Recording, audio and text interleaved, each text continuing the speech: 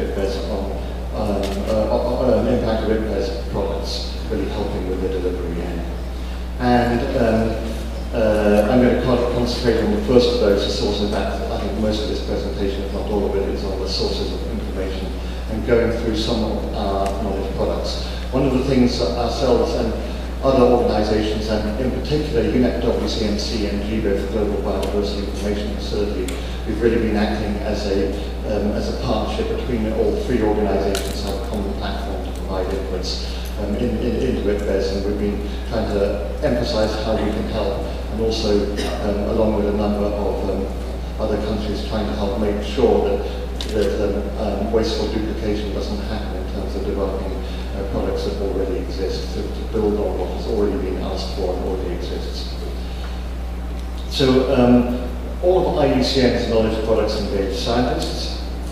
We have the governance of our knowledge products to ensure independence, that they're not swayed, the quality and the content is not swayed by particular interest groups who need a particular end result.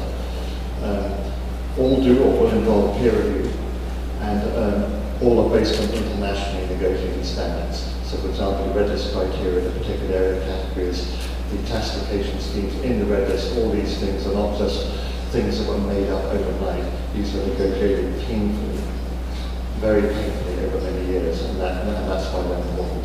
Next slide, please. A little bit about the IUCN Red List of Threatened Species. So many of you will be familiar with this.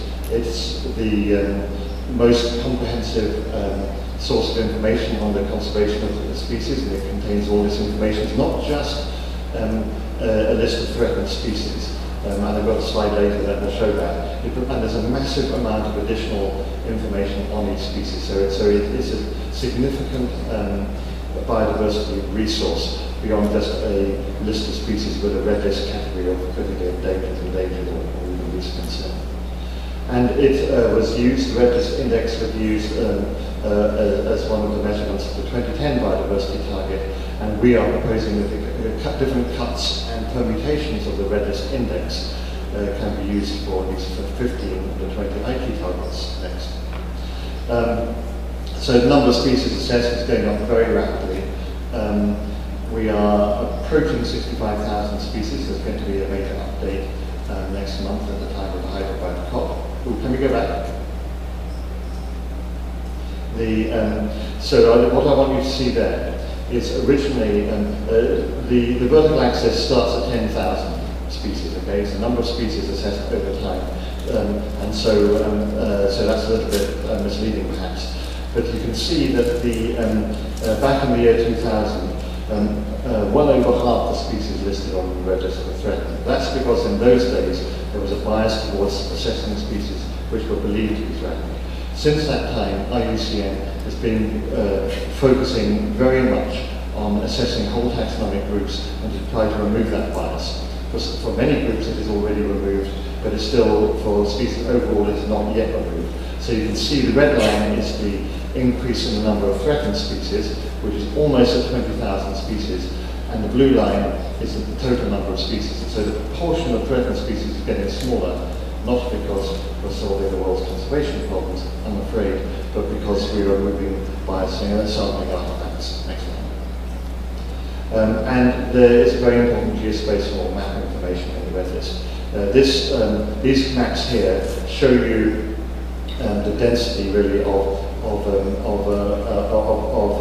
maps around the world. So basically every species map in the top left in 2006, we've got a red line on the outlines of those maps and overlaid every species that was listed in 2006 there, and you can see there are a lot of white areas. And then you carry on 2008, and most of the land was covered. By 2010, you're already seeing it spreading out into the marine realm a lot, and by 2012, this year, you know, there's a real mess. It's covering pretty much everything, and you're going to see in the next few years seas fill up completely as the coverage completes. So the point here is a massively increasing peer-reviewed information resource. Next slide. This gives you just some of the, shows you here, this is the black base spoonbill, and shows you the distribution here, and the green is the distribution max, and then you see additional records from GBIF and the orange points the point here is to show the integration of data of databases that's now going on. Next. And here, this is another one. I'm not quite certain what this slide is. Well, actually, this is supposed to show us, but it doesn't come out terribly clearly in this example. We can now overlay protected areas through the protected planet, which Jane will talk about, and we can overlay that in the red list. You can go into the red list and pull in the species you're looking at, the data from the protected planet, and look at the overlay. You can do it the other way around. You can go into the protected planet and you can pull in the red list. And we're going to see masses more of this in the next few years. And so the integration of all these knowledge products is something that's really going to take off. Yesterday we had a really excellent knowledge cafe, which Jane facilitated, on all these knowledge products, and we spent a lot of time working on the potential integration connections that we're really going to be trying to make progress on during the next quadrennium. And so although we're already feeling pretty good about what we've done so far, we expect to come back in 4 years' time with something much more sophisticated. This is the Red List Index. The Red List Index is the simplest index you'll ever come across, because if you score 1 on the Red List Index, it means that every species is least concerned in that group. And if you score 0, it means that every species is extinct, there's nothing left. So if you look here, for instance, at birds, you'll see birds are over 0.9 on the Red List Index, and they're going down slightly. In fact, the rate of going, if you look at it, if I stretched out the graph and looked at it more clearly, we'll actually see the rate of decline of birds is across the Red List categories is slowing, and that is demonstrably due to targeted conservation on the most threatened species. So that has now been seen at a global level. It means that conservation is working. We don't have enough of it yet, but conservation does work when we are focused. If you look below the green dotted line, you see the mammals, and you'll see they're going down as well. Much more worrying, down at the bottom, it's a black line for amphibians. It's below 0.75 in the Red List Index, so it's going down faster, and particularly due to some threats such as disease, we're not yet able to manage in the wild. And look at the corals. There were hardly any threatened corals back in the mid-1990s. They were close to 1 on the Red List Index, and the results of the warming of ocean surface temperatures has led to this dramatic decline in just the last less than 20 years, and that is continuing. This doesn't even yet factor in the implications of ocean acidification. Next. And then you can do cuts of the Red List Index, and this is the Red List Index that was produced for the Global Biodiversity Outlook in 2010, and showing the Red List Index for species that are used in food and medicine. And the various other cuts that we can do that are going to be very useful for the various HG targets. Next. Global Invasive Species Database. We've been running the Global Invasive Species Database since about 2000. Is Shiama in the room? Or Kira? No, it must be another workshop. The people who actually manage this database are here in the Congress. It's a functioning database, it exists, and we're upgrading it all the time. It's searchable on the web. We are basically going through a major process at the moment, generously funded by the government of Abu Dhabi, to integrate at a much higher level than has ever been achieved before the Global Invasive Species Database into the Red List, so you're going to be able to search from both through both. So that's going to be a significant advance as well. The emphasis here is on free online searchable databases. Of course, there are other invasive species databases for which you have to insert your credit card. This one is a free one. The comprehensive invasive species profiles has got some multilingual functionality, and like the others, it's period and constantly updated. Next. And this is the link now we're seeing between the Global Invasive Species database. So this is the prototype. You can't yet do this on the website, but you will be able to from around about the end of the year. We're thinking, aren't we, Jane? Around about the end of the year, beginning of next year, you're going to be able to get maps like that. That you'll be able to look from IDEM. You'll be able to look at the. So this is the map. The big yellow polygon in North America is the natural range of the North American mink, and then you'll see all these other dots which are where the American mink should not be. Okay, with that, I'm going to have to leave you, and Jane is going to take you through the rest, but thank you very much, and I wish you a very good workshop on this extremely important topic. And I look forward to seeing you all in Bonn in January. Thank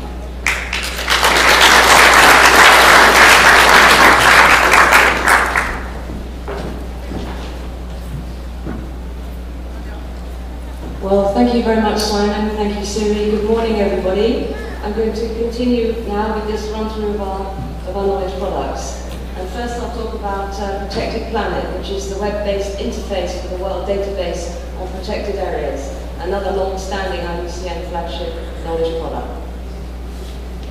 So as many of you will know, this is a very good partnership between ourselves, IUCN, UNIP, WCMC. It is the source of information on all aspects of protected area knowledge. It engages a full spectrum of stakeholders, and it's instrumental in the achievement of the Millennium Development Goals and several Aichi targets. And a lot of that information is now into the paperwork for the CBD COP11 coming up very shortly. So this is a UN-mandated global database, 30 years old now, 200,000 records, including nationally designated parks, protected areas, World Heritage Sites, UNESCO, Mountain Biosphere Sites, and Ramsar Sites, and actually much, much more that I don't have time to tell you about. So, from this database we can measure and report on the protected area effectiveness, status and trends of protected area coverage, and we can measure actually eco-region representativity, connectivity, and governance. And the Protected Planet report is being launched here at this Congress and also in Hyderabad. I'll now move on to a newly emerging standard to identify areas of global biodiversity significance, also known at the moment as key biodiversity areas. This is a working title for us. So this work very much speaks to the Aichi Target 11, and a little bit in bold that we've highlighted there. Especially areas of particular importance for biodiversity and ecosystem services. I think we all know that the world's protected areas are not necessarily in the right places. And through this piece of work, we hope to look at that. As you know, I'm sure many of you, we have numerous approaches to this big challenge right now. We have the wonderful work of BirdLife International, the important bird area work. We have important plant area information on over 80 countries. Important freshwater area work, which is carried out by my own program, the Global Species Program, based in Cambridge. They've done some fantastic work, and a lot of that is available. And actually, Will Darwin was in the audience. If you want to know about that, just wave, Will. Just wave so people know who you are. Fantastic piece of work. Prime butterfly areas, Alliance for Zero Extinction Sites, also another brand that's very well known, and key biodiversity areas. This, however, is causing a lot of what we could call policy confusion. It's very difficult for governments and decision makers to get their heads around all these different approaches. So we are trying to pull everything together with a mandate from a resolution from the Bangkok Congress, actually 8 years ago now. The aim is to identify sites of global significance for biodiversity conservation. And we are currently undertaking a full consultation to consolidate criteria to identify such sites, doing something that IUCN does very well, to get all the people who have a very strong opinion about these things into one place and exchange views so we can come to a common way forward. This now provides, or will provide the basis for gap analyses to work out where protected areas could be, where they are not now, and highlight research needs. And it will facilitate the establishment of strategic and effective conservation measures. I should emphasize that not all key biodiversity areas will necessarily end up as protected areas. It's a data set from which we can take the right decision whether we're talking about an area of the land or in the sea, because it is indeed applicable in terrestrial, freshwater and marine biomes. So I'm now going to move on to another new and emerging flagship knowledge product, the IUCN Registered Ecosystems. Why do we want to do this? Well, we have abundant experience with the IUCN Registered Threatened Species, and you could say an explosion of red lists worldwide. In addition to the IUCN Global Red List, there are many national red lists which contain much useful information. We have increased capability of geographical information systems, of course, and a lot more remotely sensed data available over the last 4 decades or so. We all know the importance of ecosystem services, so I don't need to dwell on that. Another quite interesting point is that ecosystem loss and degradation might precede extinctions of species in some cases. But nevertheless, combined with the IUCN Register of Threatened Species, we have an incredibly powerful information set. Thank you. This is just an example of some work we did in South Africa, and you can see the original extent of ecosystems there with the current extent. Thank you. Now, as Simon's already mentioned, the focus now is to integrate these 4 flagship products, all of which have spatial data associated with them. The 2 red lists, the key biodiversity areas and the World Database of Protected Areas. This is quite a vision for us, it's quite a challenge, but we, as Simon said, are now mapping out some very practical steps to proceed with that. It'll be absolutely phenomenally useful for IPBES. I'll now move on to ECOLEX, which Julia mentioned earlier, the gateway to environmental law.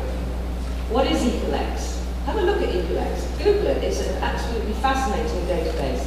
It allows you to access information on environmental and natural resources law from one single place, allowing a whole range of stakeholders to access the legal basis for sustainable development from one single source. It addresses all areas of law, treaties, national legislation, court decisions and so on. It covers all major natural resources and environmental fields. Just one last point on ECOLEX. We think we can make a link between that and the World Database on Protected Areas quite effectively, which will be even then more useful. Thank you. The proposed natural resource governance framework. This is a very new idea with IUCN.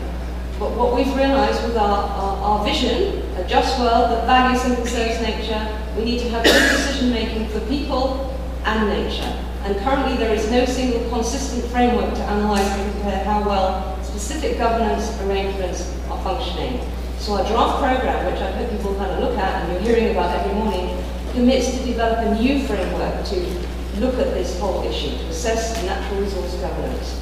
It can engage our strong network of social scientists along with natural scientists and representatives of indigenous peoples and local communities. And in this way we hope to help the world make better and fairer decisions to underpin sustainable management of natural resources. And it's a contribution, it will be a contribution to several of those Aichi targets. In addition, another ambitious idea, and you can see again this on this lovely poster here, the proposed Index of Human Dependency on Nature aims to systematically collect and analyse data on the scope and contribution of ecosystems and wild resources to rural and coastal livelihoods. Already within the database of the IUCN Register of Threatened Species, we've been taking a look at this issue, and that's what the picture shows you. This will complement this information, and we hope we can serve up some very policy-relevant information on this aspect of the work that we do. Thank you. So altogether, these 6 knowledge products, as I've already said, I think represent a pretty formidable vision and an amazing resource for IPBES.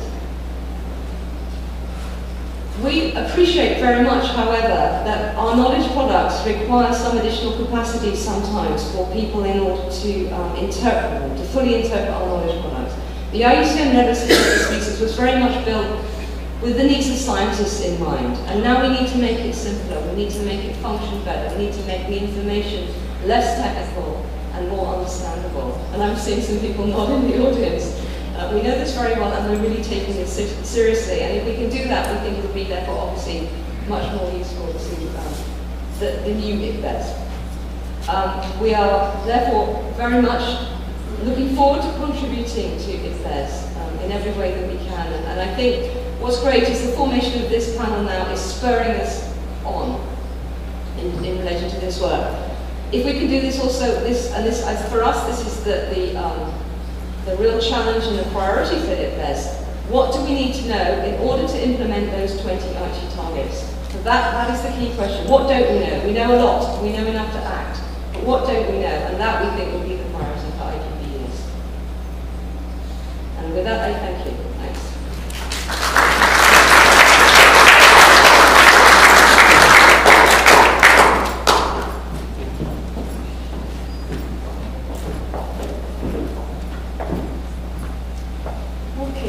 So much, Jane and Simon, who left the room. So they presented what IUCN could offer to IPBES. As Jane explained very brilliantly at the end, of course a lot of it is based on knowledge products, but actually when you listen and analyze carefully, I think it's relevant to any of those 4 functions of IPBES that Ibrahim presented at the beginning. And she also said something which I hope you were able to, I heard you clapping, so you caught that. What IPBES can do for IUCN, we've already begun to highlight or to comprehend one of the things is to force us to begin doing things that a lot of people can understand. To take our technical products and put them in a language that is easily understandable, easily interpretable, easily usable by those who need to make the decisions. So now we're going to get our panel discussion, and I'm going to invite the panelists. So we have James.